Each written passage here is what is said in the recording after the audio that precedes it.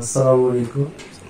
আমি 2024 সালের 27শে ফেব্রুয়ারি লাংস ক্যান্সারে আক্রান্ত হই। তারপরে আমি ইন্ডিয়া শরণাপন্ন হই সিএমসি হসপিটালে, তারপরে এএসসিজি হসপিটালে, কিন্তু খুব একটা আমি লাভবান হতে পারিনি।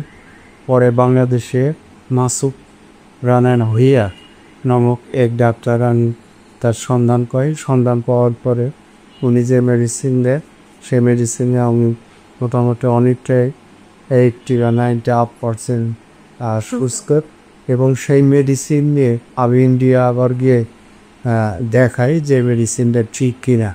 কিন্তু ইন্ডিয়ান ডাক্তাররা ধন্যবাদ এবং সাধুবাদ জানাচ্ছে বা জানিয়েছে যে এই মেডিসিনকে আমরাও দিতে চেয়েছি, এবং আপনি এটা বাংলাদেশে এত দ্রুত পেয়েছেন, এটা আপনার জন্য সৌভাগ্য আমি মনে করি।